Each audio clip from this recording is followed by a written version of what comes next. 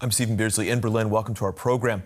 A marathon EU summit in Brussels has concluded with an agreement to support Ukraine with a massive loan for its war against Russia. EU leaders have agreed to provide Kyiv with 90 billion euros to meet its military and economic needs for the next 2 years. Repayment would only begin once Russia pays reparations to Ukraine after the war. Discussions continued into the early hours after an earlier plan to use frozen Russian assets fell through. German Chancellor Friedrich Merz labeled the new agreement a clear signal to Russian leader Vladimir Putin. Moments ago, EU Council President Antonio Costa gave more details about the agreement. Today, we approved a decision to provide 90 billion euros to Ukraine for the next 2 years. As a matter of urgency, we will provide a loan backed by the European Union budget. This will address the urgent financial needs of Ukraine. And Ukraine will only repay this loan once Russia pays reparations.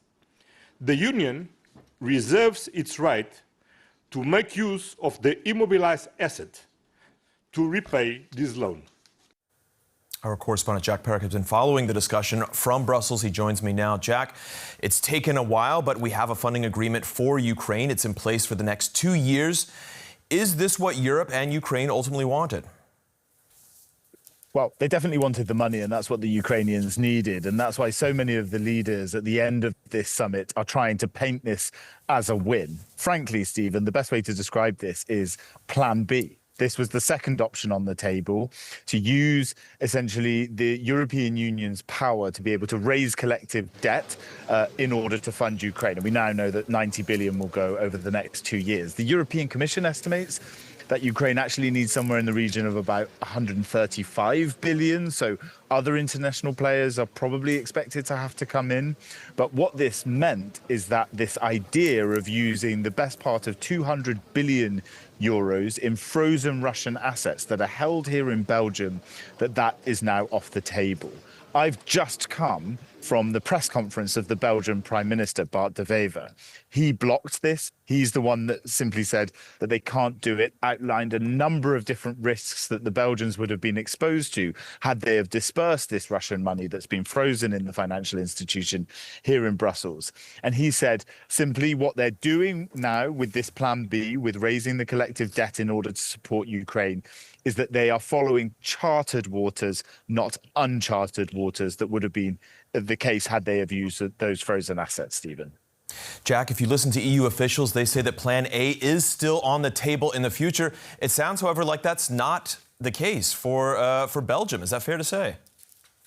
Yeah, that's actually what I pushed him on. I tried to get Bart de Wever to say, listen, would you come back in January and February and rediscuss this? And he wouldn't really be drawn on it. For him, it looks like it is kind of over. But the issue here is some of the other leaders, especially German Chancellor Friedrich Merz, have wasted, well, perhaps not wasted, but definitely expended a lot of their own political capital on this issue. They've pushed hard for it. The EU Commission President, Ursula von der Leyen, she has pushed hard for this as well.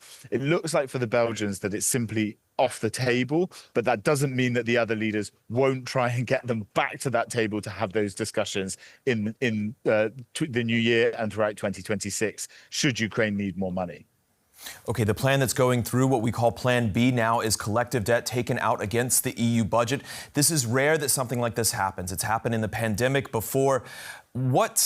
How big a deal is this for Europe to do this? And how much agreement was centered around this when you have countries who may balk at this, have balked at this in the past?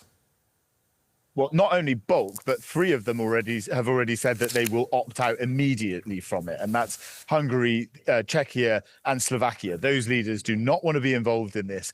But we understand this is why they managed, actually, after these really long discussions, the discussions on getting this loan in this sense were actually quite quick, because those 3 countries that are totally opposed to raising collective debt in that way, they could opt out of it. And that's what's happened. There are many countries that are still not massively comfortable with it, but because they did it in the pandemic, it was easier to get over the line during this summit. And that's the way that Ukraine's going to be funded from an EU perspective, because, as Bart de Wever said, chartered waters. They know what happens when they raise debt in this way. All right, that's DW correspondent Jack Parrock in Brussels. Jack, many thanks.